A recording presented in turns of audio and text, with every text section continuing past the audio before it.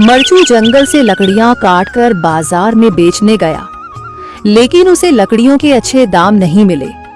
इस पर मरचू ने कहा, अरे भैया, इतने कम पैसे? इन पैसों में तो 2 वक्त का खाना भी नहीं मिलेगा। आप मुझे बहुत ही कम पैसे देते हैं। मैं इतनी मेहनत से लकड़ियां काट कर आता हूँ, लेकिन उनके पैसे मुझे बहुत कम मिलते हैं। भैया, तुम्हारी लकड़ियां होती ही इतनी कमजोर हैं कि मैं इससे ज्यादा पैसे नहीं दे सकता।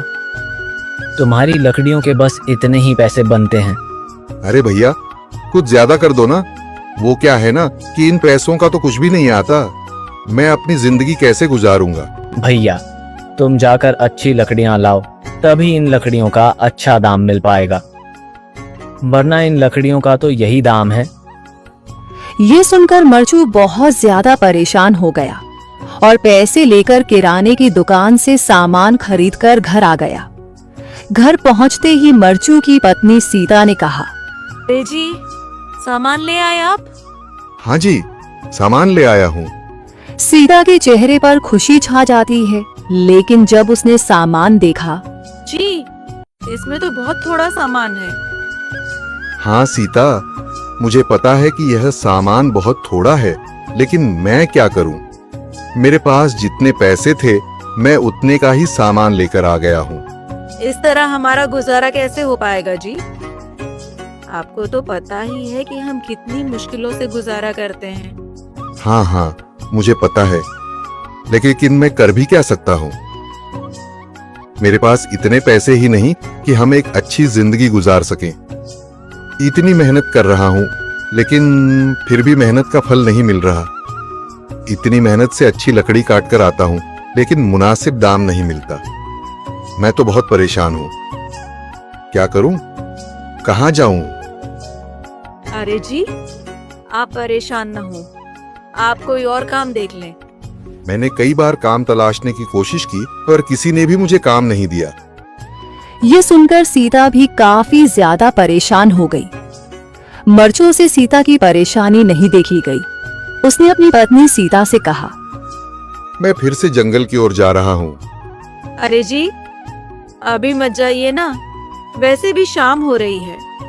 आप कल चले जाइएगा, अभी मत जाइए। ठीक है, अगर तुम रोक रही हो तो मैं नहीं जाता। मैं कल चला जाऊंगा। इसके बाद मरचू गांव में घूमने के लिए चला गया। तभी उसे एक आदमी मिला और उसने कहा, कहाँ जा रहे हो भैया? और सुनाओ, क्या हाल चाल है? जिंदगी कैसे गुजर रही है? अरे भैया, तुम्हें तो पता है कि लकड़ियां काटकर कैसे गुजारा होता है। हाँ भैया, तुम सही कह रहे हो। और आसपास के जंगलों में अच्छी लकड़ियां भी नहीं है। इसके लिए तो जंगल के अंदर जाना पड़ेगा। पर जंगल के अंदर तो काफी सारे जंगली जानवर होंगे। मुझे बहुत डर लगता है भैया, मैं जंगल में कैसे जाऊंगा? हाँ भैया, जंगली जानवर तो होंगे, लेकिन अच्छी लकड़ियां तो वहीं से ही मिलेंगी। ये सुनकर मरचू बहुत ज्यादा परेशान हो गया, लेकिन वह आदमी बिल्कुल ठीक कह रहा था। जंगल के किनारे की सारी लकड़ियां कट चुकी थीं। अब सिर्फ जंगल के अंदर ही अच्छी लकड़ियां बची थीं।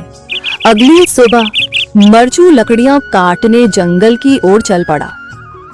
जंगल में आने के बाद मरचू ने कहा, अरे, यहाँ पर तो लकड़ियां ही नहीं हैं। वो आदमी सही कह रहा था, लकड़ियों के लिए तो जंगल के अंदर ही जाना पड़ेगा। और जंगल के अंदर जाना क्या सही रहेगा?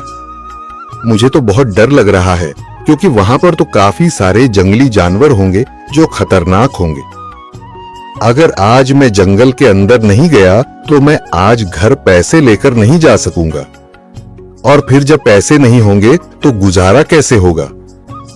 मरचू जंगल के बाहर खड़ा सोचता ही रहा और फिर उसने सोचा, अरे, यहाँ पर भी कोई मजबूत पेड़ दिखाई नहीं दे रहा जिससे मैं लकड़ियां काटकर घर ले जा सकूं। लगता है और अंदर जाना पड़ेगा। यही सोचकर मरचू जंगल के अंदर चला गया। अंदर जाने के बाद उसने इधर उधर पेड़ देखे, पर उसे कोई भी अच्छा पेड़ दिखाई नहीं दिया। यह सोचकर मरचू जंगल के और अंदर चला आया।